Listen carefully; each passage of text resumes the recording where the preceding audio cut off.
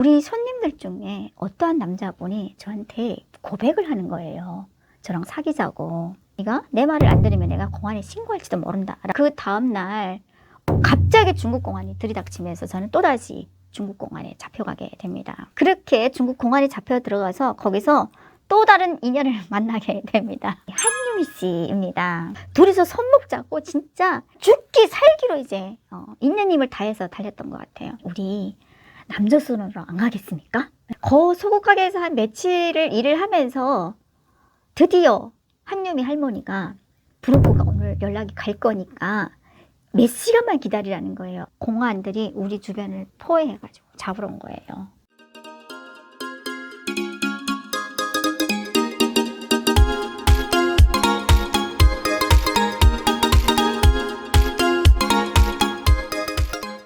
시청자 여러분 안녕하세요. 중고차는 유미카의 이유미입니다. 오늘도 탈북 스토리 자유를 찾아서 11탄에 이어서 12탄을 이어가도록 하겠습니다. 지난번 11탄 때 저는 먼저 한국에 와 계시는 한유미 할머니의 손을 통해서 브로커를 만나기로 했었는데 저희 어리석은 행동으로 인해서 공중전화 근처에서 잡혔다라는 얘기를 했었고, 그렇게 잡혀서 북송당해서 다시는 못 볼 것 같았던 우리 한유미를 북중 주재 대한민국 영사관에서 만나게 되었다라는 얘기까지 하고 마쳤는데요. 오늘은 이어서 뒷이야기를 이어가도록 하겠습니다. 그때 당시에 저는 그래도 그 100위안 중에 공중전화를 하고 나머지 잔돈이 있었는데 공안 유치장에서 그 돈마저 다 빼앗기게 됩니다. 근데 그때 당시 제일 잊혀지지 않는 게 함경북도 온성군에서 잡혀온 그 언니 한 분이 계셨는데, 그분은 제가 들어오자마자 저의 당당한 행동을 보고 막 놀라면서 너는 북한에 몇 번 잡혀갔었냐, 경험 있냐라는 얘기를 물어보더라고요. 그래서 저는 몇 번 북송당한 경험이 있다라는 얘기를 했더니 은근슬쩍 저한테 다가와서 하는 얘기가 진짜 북한 보이보이 가면 돈을 다 빼앗느냐라고 물어보는 거예요. 그래서 진짜 다 빼앗는다라고 했더니 그러면 어떻게 하면 돈을 지키냐라고 또 물어보더라고요. 그래서 제일 좋은 방법은 돈을 삼키는 방법이 제일 좋은 방법이다. 그 외에는 언제 수색을 당해서 빼앗길지 무조건 빼앗긴다라고 얘기를 했더니 어떻게 삼키냐고 물어보는 거예요. 그래서 저는 그 언니한테 돈을 삼키기 위해서 이게 그 돈을 250위안을 각각 한 장씩 그 여기 약국에서 파는 캡슐 약처럼 그렇게 말아서 그 언니한테 줍니다. 이렇게 해가지고 물을 정말 많이 마시면서 삼켜라. 그런데 지금 삼키지 말고 북한으로 넘어갈 때쯤에 삼켜라. 지금 삼켜서 만약에 대변으로 나오게 되면 그때 그 이후에는 그 돈을 쓰지를 못한다. 그랬더니 그 언니가 정말 고맙다라고 얘기를 하더라고요. 그런데 제가 말해준 그 돈이 결국에는 저를 살리게 됩니다. 예, 그때 생각해 봤는데 사람이 살 운명은 어디선가에 살 기회가 생기는 것 같아요. 저는 그때 당시 돈이 땡전 한 푼 없어서 북한으로 넘어가게 되면 어떻게 살아갈까 정말 고민을 많이 했었는데 걱정도 많이 됐었고, 그 언니한테 말아준 그 세 장의 250위안이 어느 날 갑자기 내 눈앞에 보이는 거예요. 그 언니는 주머니에서 그 돈을 흘렸던 거예요. 그래서 저는 그 돈을 주어서 언니를 주려고 언니 하고 불렀는데 아차 하면서 누가 내 머리를 탁 치는 것 같았어요. 이게 어쩌면 신이 나를 살리기 위해서 나한테 주는 돈일 수도 있다라는 생각이 순간적으로 팍 드는 거예요. 그래서 그 언니를 부르고 저는 안 줬어요. 왜 그러냐 했을 때 뭐 물어볼 거 있었는데 됐어 라고 이제 핑계를 돌렸는데, 그 돈을 주자마자 저는 화장실에 들어가서 진짜 그 숨 넘어가듯이 그 물을 막 먹어가면서 그 돈을 세 알을 다 삼키게 됩니다. 아니나 다를까 한 30분 정도가 지나가서 그 유치장 안에 난리가 번져지는 거예요. 그 언니가 자기 주머니에 있던 내가 말아줬던 중국 돈 350위안이 다 없어졌다는 거예요. 그러면서 하는 말이 내 근처에는 너밖에 온 사람이 없는데 분명히 저라는 거예요. 근데 저는 그때 당시에 그걸 제가 인정을 하게 되면 그 돈을 내놔야 되기 때문에 그 돈을 내놓게 되면 제가 또 죽지 않습니까? 그래서 저는 이왕 이렇게 되는 거 끝까지 버팁니다. 물증이 있냐고. 그러면서 같이 집 방방 뛰면서 난리 났었는데 그때는 정말 잊혀지지 않습니다. 그때 일이. 졸제 제가 어떻게 보면 도둑놈이 되었는데, 그렇게 그 언니는 뭐 심증이 있으나 물증이 없으니까 분명히 내가 훔쳐갔다라는 거 알면서도 이제 어찌게 할 수가 없어서 그냥 참고 마는데, 그렇게 그냥 잊고 사는 줄 알았는데 북한 보위부에 가가지고 이 언니는 고발을 하게 됩니다. 저를. 자기가 252안이 있었는데 분명히 유미가 가져간 것 같다라고 이제 얘기를 하는 거예요. 그때 당시에 그래서 그 보안관은 어느 날 갑자기 저를 불러가지고 네가 252안을 아무개 돈을 훔쳤냐라고 물어보는 거예요. 그래서 저는 절대 그런 일이 없다라고 했더니 뺨을 정말 심하게 한 대 딱 때리더니 가라고 하더라고요. 다시 들어가라고. 그래서 252안을 저는 가진 그 죄로 다 뺨 한 대 맞고 그냥 끝나게 됩니다.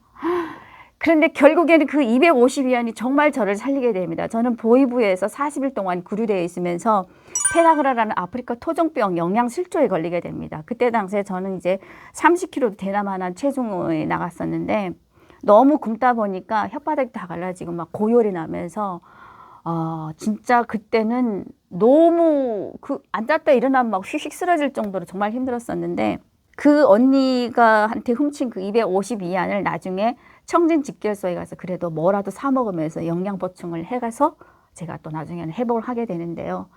그때 당시에 그래도 좀 마음이 덜 무거웠던 거는 그 언니가 원성군 사람이라서 다행히도 원성군 보위부에서 며칠 안 있어서 부모님이 어떤 그 백을 해내서 먼저 출소를 하게 됩니다. 그나마 언니가 먼저 출소한 덕분에 저는 그래도 마음에 좀 무거웠던 내 마음을 내려놓긴 했었는데, 만약에 그 언니가 빨리 못 나가고 내 곁에서 힘들게 살았더라면 그 또한 지켜보는 것도 저는 또 곤욕이었을 것 같아요. 다행히도 그래도 언니는 먼저 출소해서 내 눈앞에서 안 보이니까 저는 다행이구나 라고 생각을 하고 있었는데, 그때 당시에 또 잊혀지지 않는 거는 청진집결소에서 운명적인 친구를 만나게 됩니다. 그 친구 이름은 봉숙이라는 친구였는데요. 청진시 집결소를 가니까, 이제 청진시 집결소라는 거는 여기로 말하면은 그 구치소나 비슷합니다. 그래서 그 집결소에 딱 들어갔더니 어떠한 아이가 내 옆에 은근슬쩍 다가와가지고 집이 어디냐라고 물어보길래 해산이다라고 했더니 자기들이 해산이라는 거예요. 그러면서 하는 말이 여기서 풀려 나오게 되면 또 중국으로 가겠느냐라고 해서 저는 무조건 갈 것이다 라고 얘기를 했더니, 중국으로 계속 가게 되면 우리는 계속 이렇게 잡히는 운명밖에 안 되는데 이번에 그러지 말고 너랑 나랑 여기서 풀려나게 되면 대한민국으로 가자라고 얘기를 하는 거예요. 저는 정말 충격이었습니다. 왜냐하면 구치소 안에서 사람을 웬만큼 믿지 않고서는 대한민국이라는 말을 그렇게 쉽게 할 수는 없거든요. 그 친구는 저를 정말 믿었던 것 같아요. 그래서 저는 그 친구의 말을 듣고 엄청나게 반가워하죠. 그래서 한국 가는 선이 있냐라고 물어봤더니 중국에 가면은 자기가 아는 브로커가 있으니 강만 넘으면은 무조건 한국으로 갈 수 있다라는 거예요.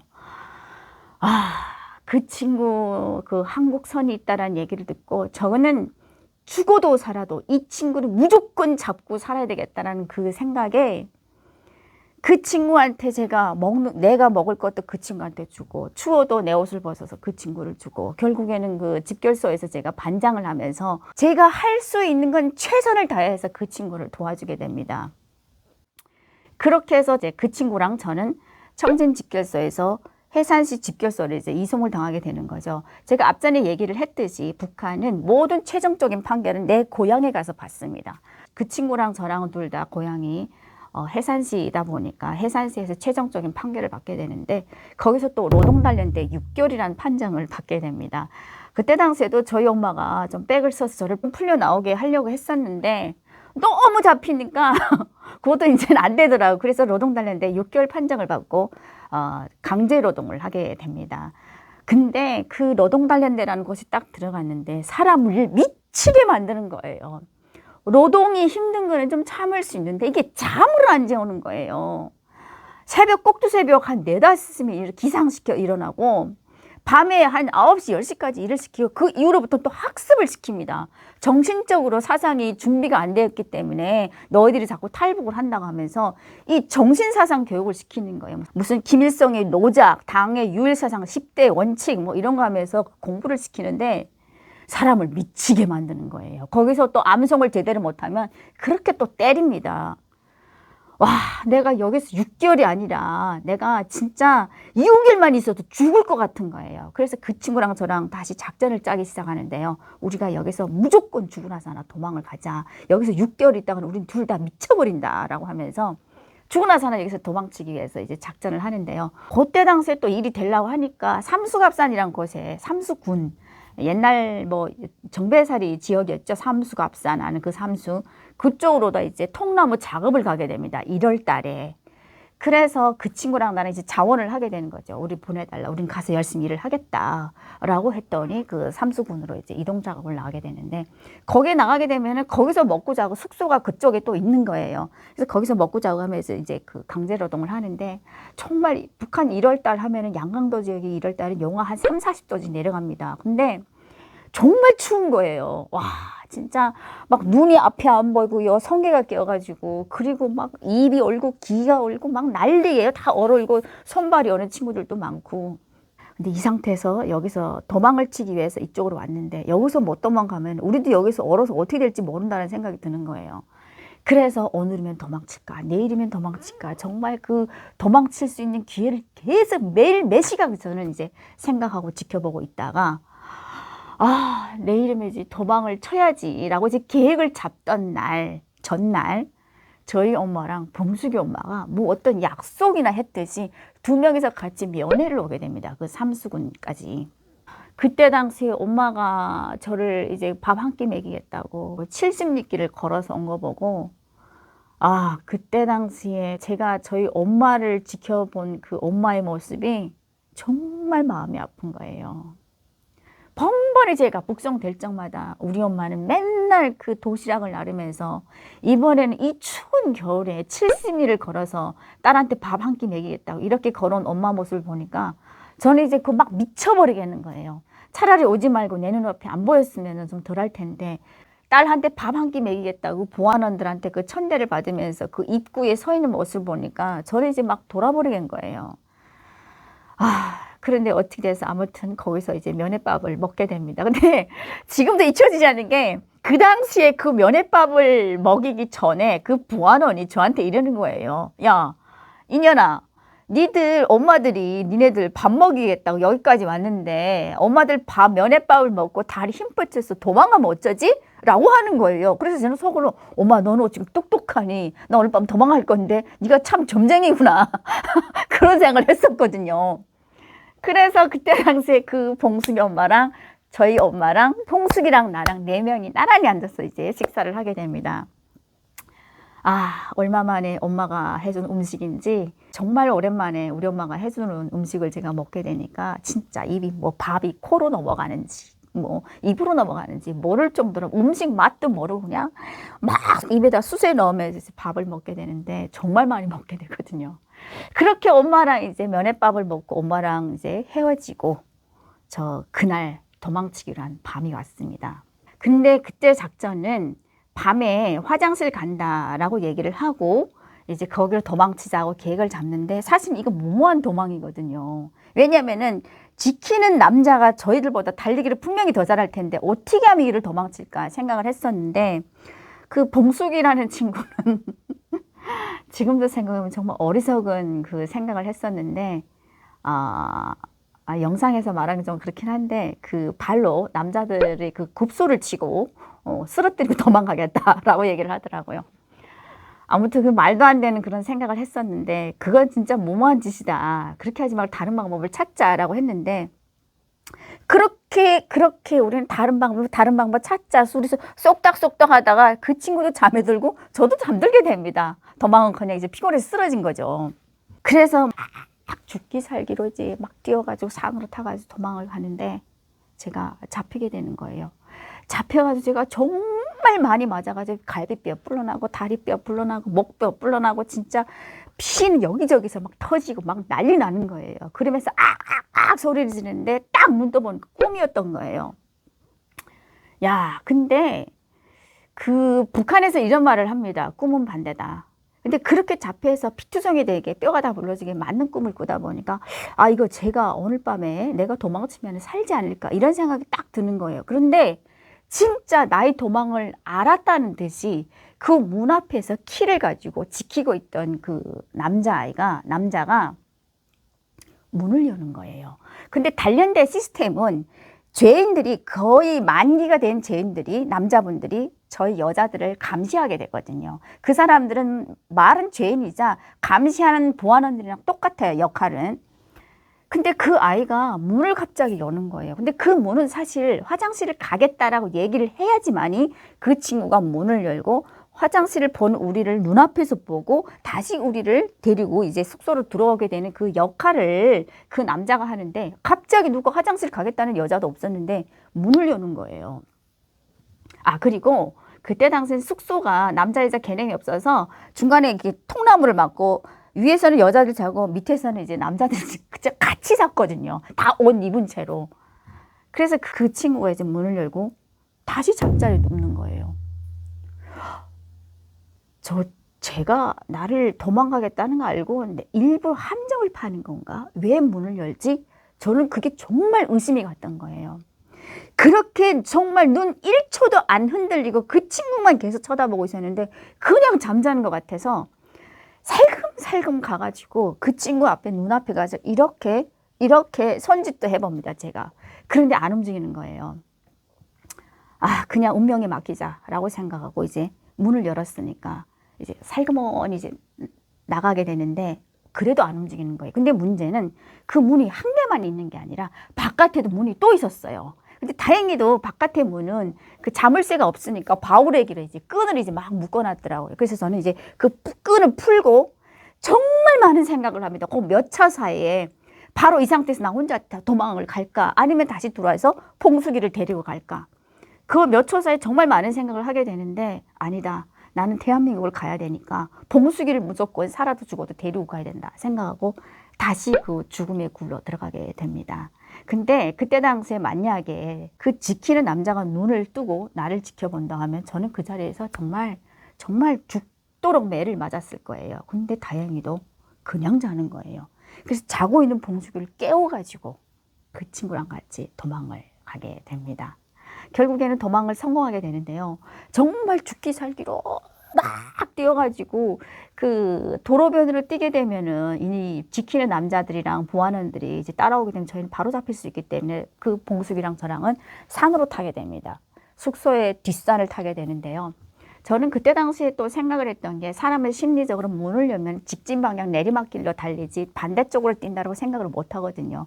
그 생각을 이용을 해가지고 저는 봉숙이 손을 잡고 그 숙소에 있는 바로 문 앞이 아닌 뒤를 돌아가지고 반대편 뒷방향으로 산으로 뛰게 되는데요. 정말 죽기 살기로 뛰어서 정말 몇 천리를 뛰는 마냥 그렇게 뛰어온 것 같았는데 뒤를 돌아다 보니까 100m도 뛰나마한 거리를 달렸더라고요. 더 이상 뛸 수가 없는 거예요. 막 그 가슴에선 탄 냄새가 나는 것 같고 너무 많이 숨차게 뛰다 보니까 그래서 이제 그 산에 올라가서 그 봉숙이랑 저랑은 눈을 파고 그 안에 들어가 숨게 됩니다. 근데 아니나 다를까 우리가 없어졌다라는 거 알고 한 5분 정도 지나서 그 보안원들하고 지키는 남자들이 막 여기저기 후레쉬를 비춰가면서 저희를 찾고 있는 모습이 보이는 거예요. 야, 근데 그때 당시에는 진짜 어떻게 보면은 우리를 살리기도 하고 우리를 위협을 주기도 했던 게 보름날이었습니다. 대보름. 하늘에서는 보름달이, 구름 한 점 없는 보름달이 우리를 내려다보는 것 같았고 정말 사방팔방은 정말 조명을 켜듯이 그렇게 밝았었고 우리는 산에 올라가서 눈을 파고 숨긴 했었지만 여기까지밖에 안 들어오는 거예요. 근데 그때 당시에 그 와중에 그 봉숙이는 자꾸 도망가겠다라고 자꾸 이제 일어나려고 해가지고 제가 그때 봉숙이를 억지로 잡아가지고 막 이렇게 내려누웠던 그런 기억이 있는데 제가 귓속말로 이런 말을 한 적이 있습니다. 우리가 아무리 잘 뛰어도 저 남자들한테 못 당한다. 밤에는 눈으로 보는 시야보다 소리로 듣는 이 청각이 더 중요하기 때문에 우리는 이 자리에서 눈소리만 나게 되면은 저희들은 분명히 쟤네들은 우리를 찾아올 것이다. 그러면 우리 무조건 잡힌다. 그러니 쟤네들이 조용해질 때까지 여기 그냥 가만히 앉아있자. 라고 하면서 그 봉숙이를 이제 눌러놓고 앉아있는데 그렇게 우리는 그 앉은 자리에서 거의 한 2시간가량 앉아있는데 진짜 그 1월달 영하 한 30도 정도 되는 그 날씨에 온몸이 얼어드는 거예요. 그래가지고 우리는 그 2시간가량 지나니까 정말 조용해지더라고요. 그래서 봉숙이랑 나랑 그 자리에서 일어나가지고 다시 이제 산을 타서 이제 나오게 되는데 그때 얘기하려면 정말 힘들었던 게 길을 모르니까 밤에 초행길이잖아요.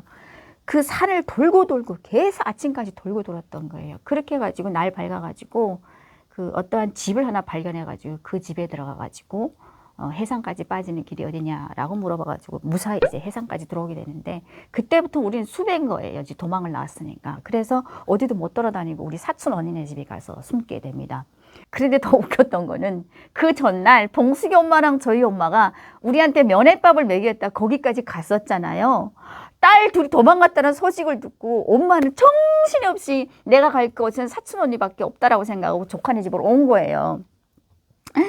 오자마자 또 난리 났습니다. 두 엄마가 도망친 건 다행인데 이제는 어떻게 하겠냐고, 이제 더 이상 여기서 살 수가 없으니 어떻게 하겠냐, 또 가야지 막 하면서 중국으로 가야지 이 얘기예요.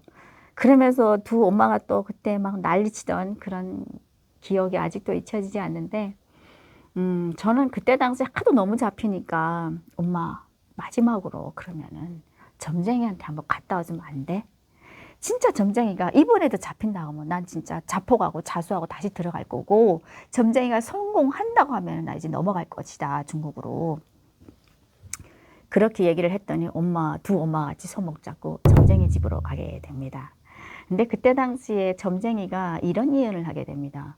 봉숙이 엄마 손을 잡고 두 딸들이 지금 쫓겨 다니는데, 봉숙이 이 친구는 이번에 유미라는 이 친구의 덕분에 살아나오긴 했는데, 중국에 넘어갔어도 유미의 손을 놓게 되면은 6개월 안에 잡혀서 이번에는 죽음을 면치 못할 것이다 라는 예언을 남기게 됩니다.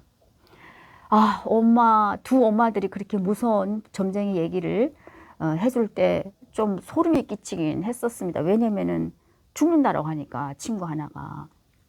그래서 그때 당시에 그렇지만 우리는 손 놓을 일이 없다라고 생각을 하죠. 왜냐하면 그 친구는 한국으로 가는 브로커 선이 있다라고 했으니까 우리는 이번에 한국만, 중국을 넘어서 브로커를 찾아서 한국만 가면 끝이잖아. 이제 잡힐 일이 없는 거잖아요.